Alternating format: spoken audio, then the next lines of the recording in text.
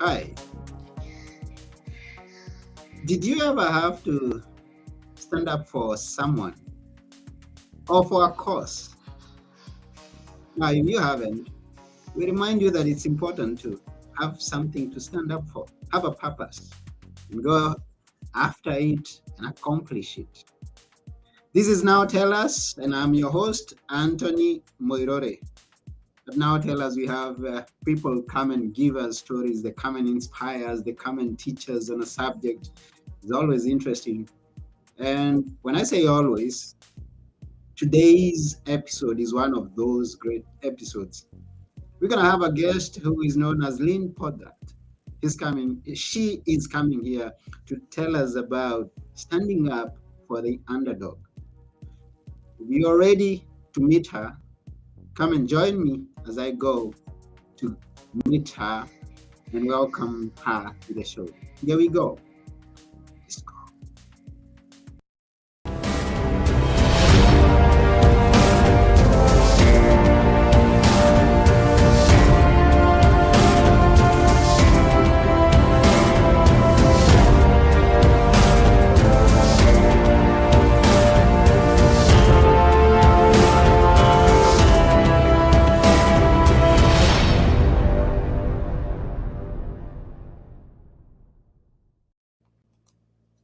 Hello, Lynne. Hi, Anthony. How are you? Thank you for having me. I'm fine. Welcome to Now Tell Us. Now tell us. Yeah, it's a I'm ready. pleasure to have you here. Thank you. My Yes, pleasure as well. and we are always willing to listen to what we are being told. And I know you're a good storyteller. Thank you. I try. Yeah. So here we are. We talk about standing up for the underdog. I know someone may have seen you and say, "Oh, I've seen this lady before." Yeah, Lynne has been on our sister podcast known as Book Talk, and now she is coming to tell us about much more about the book that we covered with her. She wrote about her brother who had special needs, and the story continues from there. So if you watch that episode, join us here as we go to learn more about standing up for the underdog. Welcome to the show, Lynne. Thank you, Anthony. It's like I said, it's a pleasure, and I liked the introduction of having a purpose in life, Mhm. standing up for a cause, standing up for a belief, standing up for a passion, because those of us that don't stand up will allow anything to happen that might not be the right thing to happen. And so we may not support the wrong thing, but if Mhm. we don't speak out, it will continue. Yeah, I think I heard someone say that if you don't stand up for something, you're gonna fall for anything. Everything. Correct. Yeah. Correct. So please remind us where you are. So I am in this moment, I am in the southern part of Florida. I live in Palm Beach Gardens, Florida. Mhm. And I'm here from the middle of November to the middle of May. And then I leave the security of the warmth and the palms and I go to Vail, Colorado, where as they say, in the Rocky Mountains where my heart sings. Mm. And but right now I am coming live from Florida because it's gorgeous here in the winter. Beautiful. For Mhm. someone who did not get to hear our other episode, let's introduce that person to your younger brother. So my younger brother's name is Bruce, and this was his story. So I'm just going to hide my face a little bit right now. It's called "Listen to Me: How My Down Syndrome Brother Saved My Life," and basically it was how having a baby brother with Down syndrome influenced my life, a huge influence on my life. It didn't change my personality, but it did really help me. And this is why I say saved my life. We saved each other. It helped me become the person who I was meant to be, not just the person that, kind of goes along and don't know what I want to be when I grow up. So he came, I was going to be 13. My middle brother was 9. And it tells really the story of how the 3 children survived. My parents had trouble dealing with it. They were parents. It's frightening to have a child that needs extra help. I know that as a parent. I know that as a grandparent. We all know that as your audience has to know. They have to know somebody that's Mm, struggling with something through their lives, be it drugs or alcoholism or weight or emotional problems. It's a frightening situation. mm, People need help. And so when I was very young, I wanted to be a veterinarian. I saw how animals were treated, and all pun intended, when I stood up for that underdog. And I was willing to be their voice, and my voice, not necessarily for me, because I told Anthony earlier in the show, and you'll hear that in the other program, is it's the V word. I am never a victim. I refuse to be a victim. It's not part of my vocabulary. And I don't say that to sound cavalier. It's just how I deal with life. There mhm, has to be someone, somewhere. But because I never considered myself ever a victim, I never thought that I needed help. But others were victims and others were helpless. And for those others, what I wouldn't do for me, I would always do for them. And then after my little brother was born and my parents, dealt with their own issues, and they were going to give him away, and my other brother and I, mostly I, thwarted that. mhm. I saved his life, and he in turn helped me with mine, because here was another underdog, and there were so many of those underdogs and so many children who don't have a voice. And Mm, it's because they're special needs. It's an environmental situation. um, People live lives, and life is hard. There are yeah. things that people deal with or cannot deal with. And if Mm, they really don't understand how to deal with that, everybody around them suffers. And so I became the voice. I worked very hard to be the voice for those people. mm, I eventually ended up in education. I changed my career. I was a buyer for Bloomingdale's. I had a child. He needed me. There was a change of career.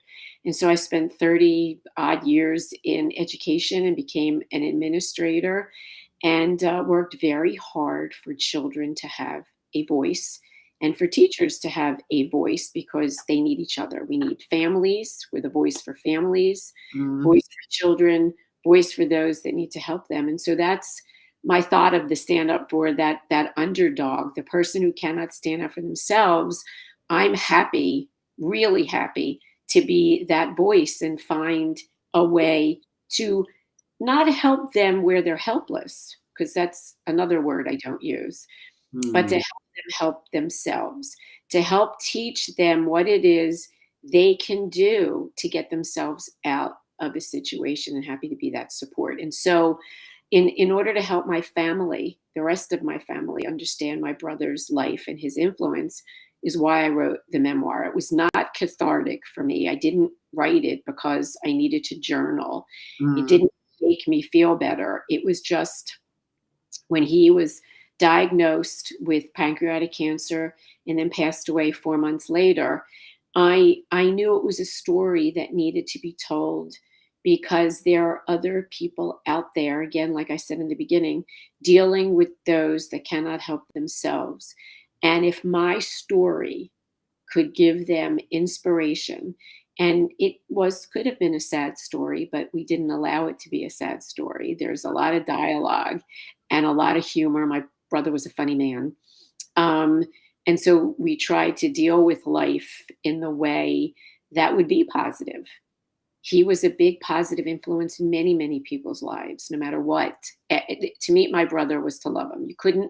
You couldn't go into a room or have a conversation where you didn't walk out and go, I love this little guy. And that's what people said. And so he taught me to be positive that way.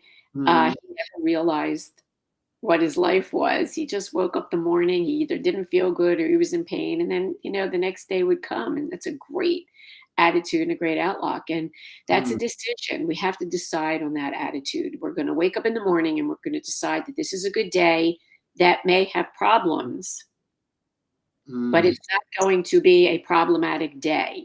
Mm-hmm. There may be situations that are not perfect, but if I choose to still be okay and to still smile, that's my decision. Mm. Period. That is my decision. And so Yeah. the book was written from that point of view. And Mm. that is how I chose to live my life, even talking about him with other people. Yeah, and we appreciate that that you took that step. And when you talk about standing up for the children, what you would learn from the animals, and now coming out and telling the story in order to help someone out there. Now, I've come across a lot of this in this world, the present day generation. They just say that whatever does not affect me does not concern me. Mhm. So, you, with the heart that you have, with the experience of many years that you have, being concerned about those people that are need some assistance, some help, for you to come and be an assistant to them. Where do we start to influence these people to have that heart? How do we all get started to be concerned about those things that are not affecting us? That is such a good question. And it's such an intuitive observation.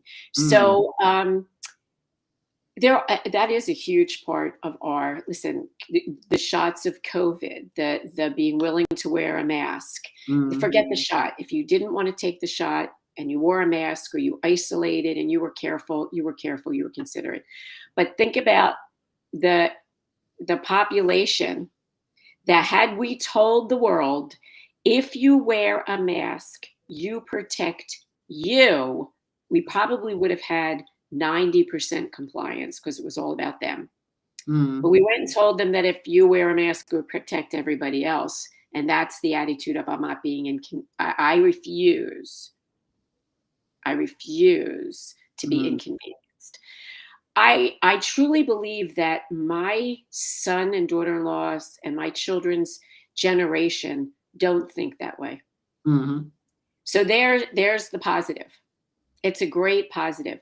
Their friends, their generation, they are interested in the environment. They are interested in how we help each other. My grandchildren are being raised to believe that. So there's Christmas and there's Hanukkah and lots of gifts, and they're spoiled just like all children are. And you know what? You can never be loved too much. So that's mm, not my point of spoiling. There's a good spoiling.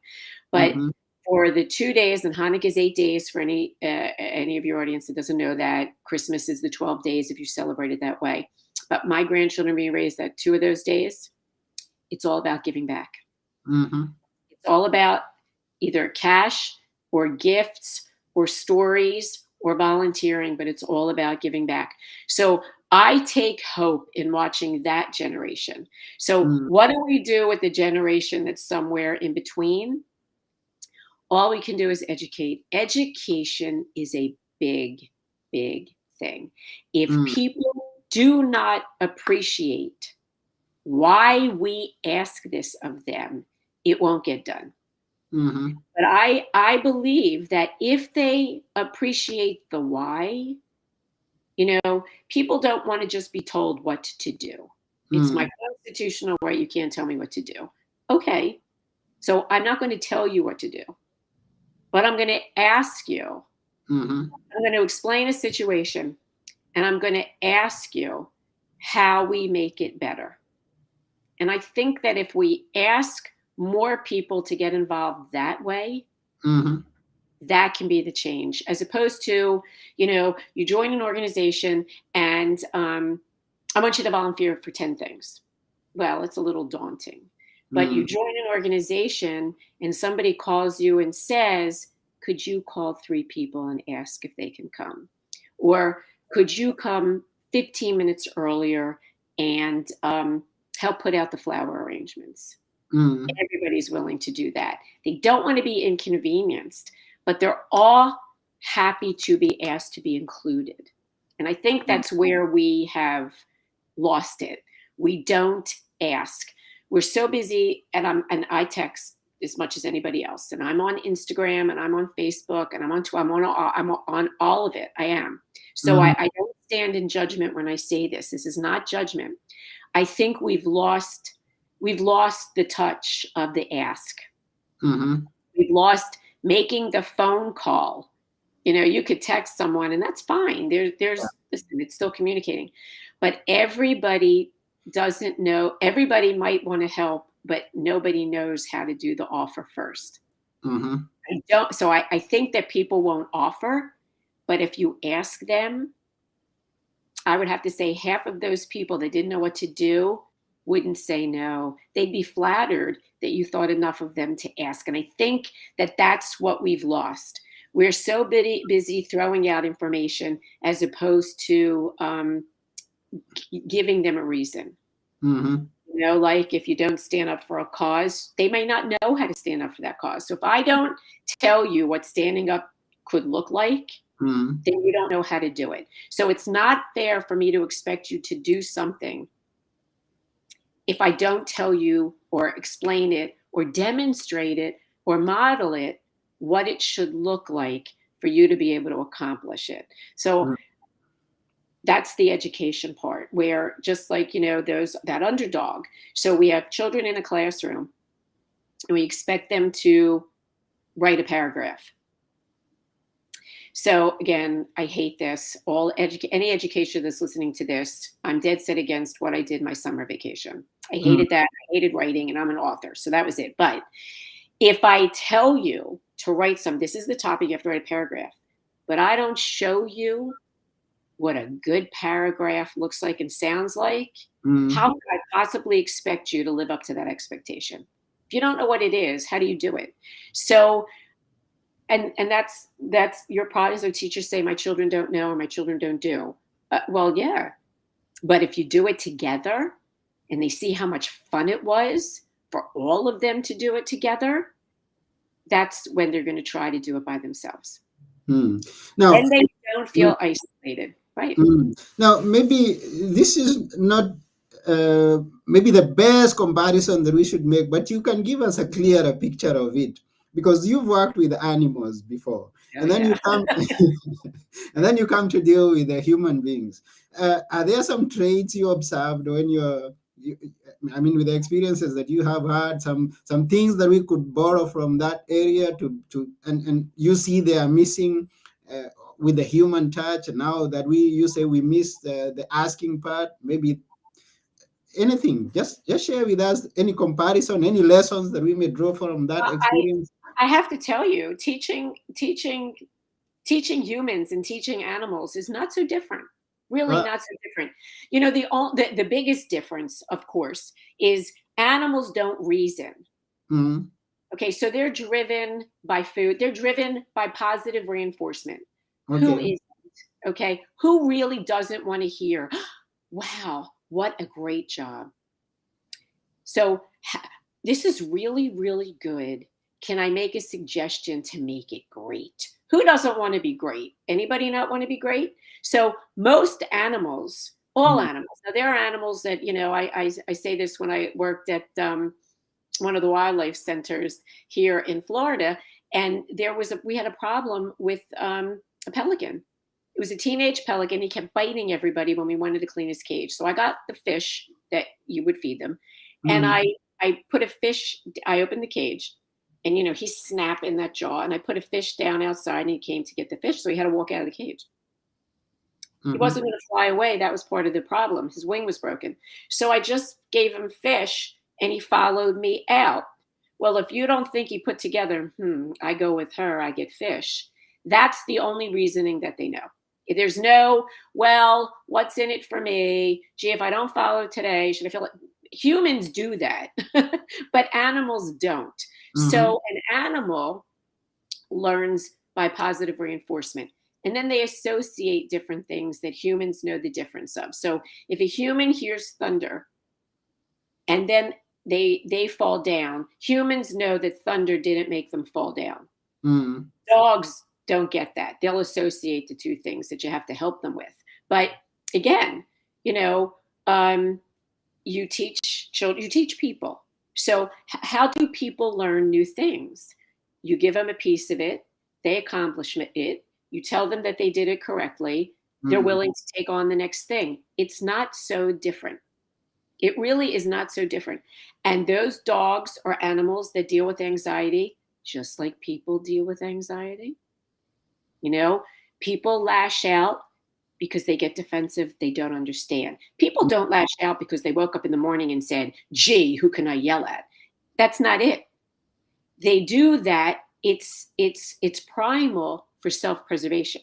Mm-hmm. So how do you teach someone that they're not being threatened? How do you teach someone that, all with positive attitude, positive voice, and many ways that you make them feel good about what they did and what they learned? And then you have to respect that just because I learned it in 5 minutes, you might need 10. Mm-hmm. You may need a whole day. Is that a horrible thing? Oh my God, Anthony got it on Tuesday and he didn't get it on Monday. But whatever he got on Tuesday, he took it and ran with it. And I'm still working on it on Wednesday. And that's the listen part. We have to listen. We have to, and I don't mean just I hear your words and I hear want, want, want, want, want, like, Mm-hmm. yeah, like what we say animals hear. But you really have to listen to each other. You really have to hear a tone. You have to appreciate the fact that no matter what we do, we don't need to make people feel bad about who they are just because. Mm. What are you getting out of that? And again, there are people that do get something out of it because that's their self-preservation. Mm. So make somebody feel good about who they are and what they're doing, and they're going to do it again because who doesn't want to feel good? I mean, to me, it's just common sense. It Mm-hmm. took a while to get there on my part. I had to learn how to get Brucey to do things, but Mm. we were children, so we didn't know that he should have gotten it in a week and it was taking him 2 months. We didn't care. This was watching a baby thrive in any way it was going to thrive. So part of our success was that we were children. And I say this all the time. Somebody sent me this wonderful picture, and schools should do it. People should do it more often. Schools should do it. Coaches, anybody that works with children to Mm. support children. If you want to know how to deal with a special needs child, get their siblings to come out because they know. Siblings know how to deal with siblings. Mm. They're their best friends. So if we want to know how to deal with children in a classroom, how to deal with the child on the bench that wants to play soccer and just doesn't do it. I mean, Israel, the country of Israel, has a special needs group so that even their special needs people can serve in their army. Mm. The IDF. Okay. Mhm. I watched it on television. I was blown away. So, in Israel, everybody serves, men and women by a certain age. Everybody serves in the armed forces. Everyone has to serve. It's mandatory. But can you imagine our army here in the United States having special needs people serve? They Mm. find a way for them to feel good about how they help their country. Are they sending them out to war? No, not necessarily. They're not going to shoot a gun, but they can clean one, Yeah. right? They can serve food to their brethren. They can help them organize their bunks, right? They might Mm. be able to fuel a Jeep. So there are so many things, again, that we can do where everybody feels good about what they're doing. And once we feel good about what we're doing, we are happy to do something else. Mm. We'll join a cause any way we can if the cause makes us feel about being a part of them. Mm. And then comes that the part of appreciation. Now, Mm. uh, you are doing something, and on normal circumstances, you do something for me, and I appreciate, and you feel that appreciation. Now, you are doing something to people who don't appreciate, and not only that. In this case, we are dealing with someone. We are standing up for someone who is not able to or doesn't have that capacity to realize that appreciation is expected back. How do we go about this? So here's why are you helping that person in the first place? Mm. So here's the first thing. If you're going to stand up for a cause, if you believe in the cause, that's your motivation. Mm. If people don't appreciate that you're standing up for the cause, find a different group that supports the same cause. Okay. You don't drop out of the cause because people don't appreciate. So Mm.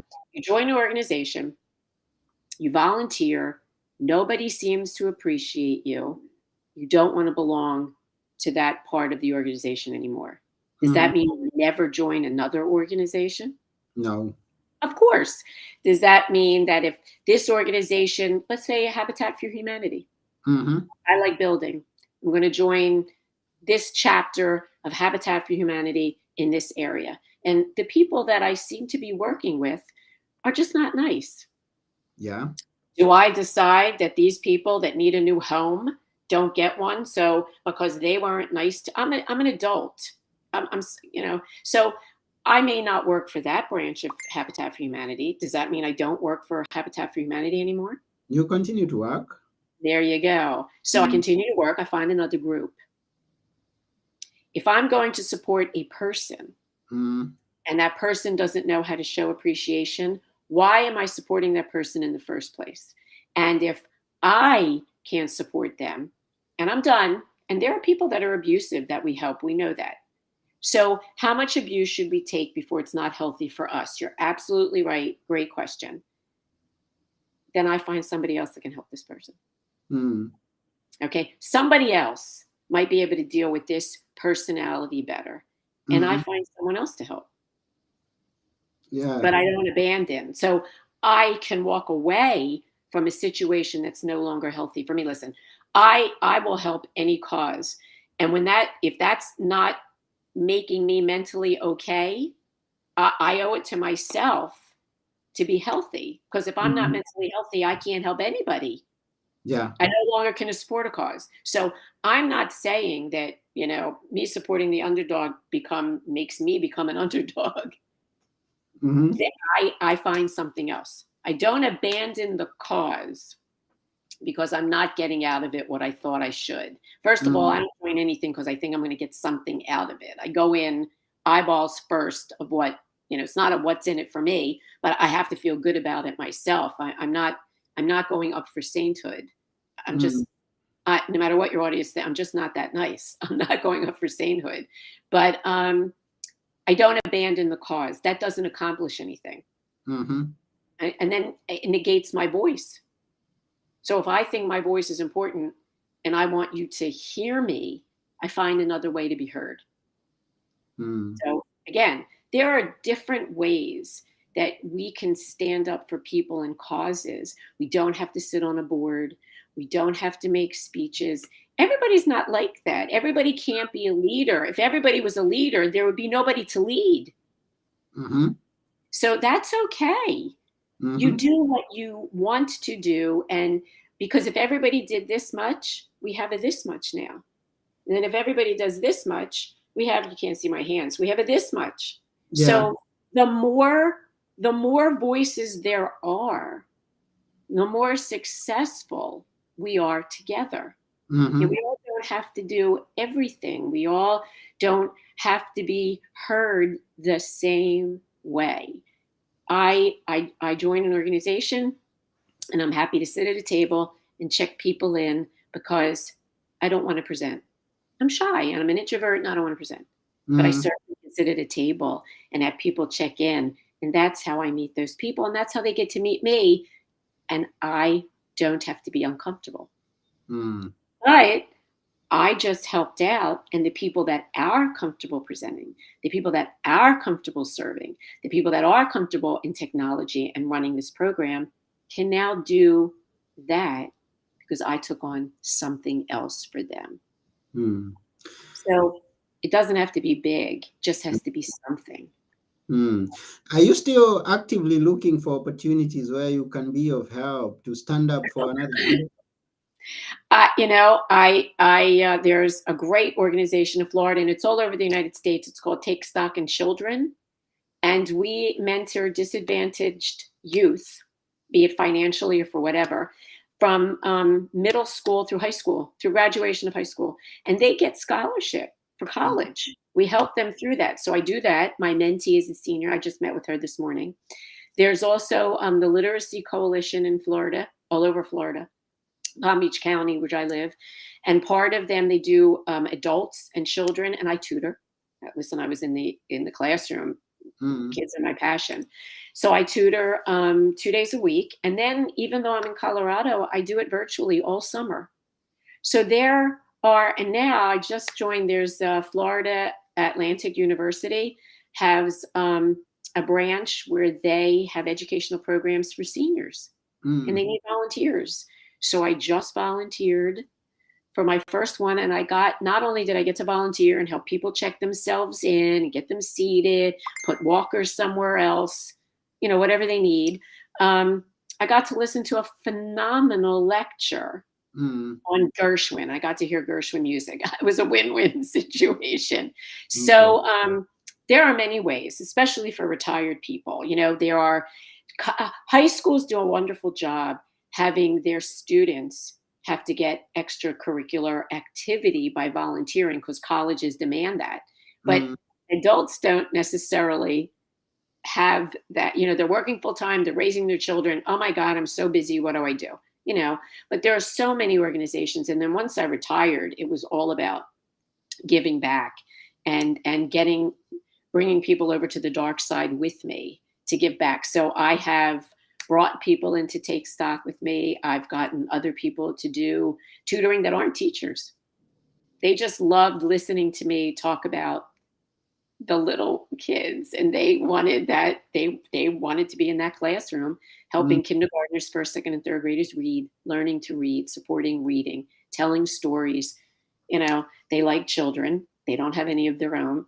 So it's, you don't have to look at somebody and say, do this with me. But I love doing this. It's so much fun. Have you considered that? That's it. That's all you do is you put the seed. And if you talk about it and you share your experiences, there are people that will rise to the occasion. It takes people longer than others. But I did the wildlife center. And then, so many college students were getting involved. I was taking a volunteer opportunity away from those that were thinking of going into working with animals, animal rescue, wild animal rescue. So I backed off because it just got to the point there were too many of us. Okay. And they needed this for their potential careers. I was doing this because I love animals. So I stepped back, and then I went and I work once a week at an animal shelter. There are dogs that are brought into the animal shelters that have to, adjust, leaving their families, now being in a different kind of cage. And so I'm a therapy person. So I work with them for an hour. I take them out. I let them run in the big cages a little bit. Again, you go out with treats, and they have to learn to trust you, and it takes them a while, which is why I don't always split it. I give them that hour to get to really know me. And then, I take them back, and I try to take them a couple weeks in a row. And then once, then we meet or we talk, or, I email and say, I was comfortable with whatever, let's say Poochie. Poochie's doing very, very well. I don't know that he needs to be on the list anymore. But then I'll go back, and maybe in 4 weeks, he's still in a cage. He hasn't been adopted. And he's foaming at the mouth. And I'll think to myself, this is not a dog that's still adjusted. Something else is going on. Can I put him back on that list? So, I still get to be the voice of that underdog. But I am always looking, talking, trying to bring people in to help, because I had a great life. I've been very, very, very lucky. Trauma, pain, whatever you want to call it.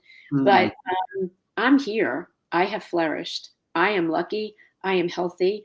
I have 2 wonderful children. I have a marvelous daughter-in-law. My daughter's dating a wonderful guy who I love a lot. I have 2 wonderful grandchildren, and I have a good life. Yeah. I have a good life, and there's so much out there that we can do. Listen, I wrote 2 books, but the purpose wasn't write the books. The purpose in my life is, to me, is to give back. And I get so much. If I give you this, which might be a lot, I give you this, I get this. I Mm-hmm. can't even measure what I get back. Mm-hmm. So who wouldn't want it? I don't, I look at people and go, I have no time to volunteer. And I think, you don't know what you're missing. You just don't know what you're missing. Mm. Different kind of a cause. And again, there are different kind of causes out there that may not be earth shaking, but Mm. every piece of back that you give, somebody benefits, and so do we. So it's like, pay it forward kind of thing. Yeah. Just the other thing I thought about the book, because I've had, my teachers. So when I retired, my teachers bought me, as their principal, but Okay. they reached out to say, they have all mixed in high school, especially different levels of reading. And they said, it never occurred to us to try doing this. Oh, you make it sound so easy, because it was the conversation I would have with my brother and what I Mm. expected of him. And when I didn't get it, going back to listen to see where it was never, I never put it on him. It took a long time to get to that. Even as a new teacher, it wasn't, my children don't get this. I mean, it was, but then it became, no, no, no, no, no. They can only get what I've allowed them to learn to get. So where did I lose them? And I would walk in and say to them, wait, not me. We are in this together. It's Mm. us against, it's not you against me. It's us against the world. This isn't us. So I lost you. I'm not happy about it. It gave me nightmares. At 3:00 in the morning, epiphany. So my children learned whatever grade I taught, and I taught first through ninth. I would say to them, last night, they would say, you had an epiphany, and there's nothing cuter than listening to a first grader try to say epiphany.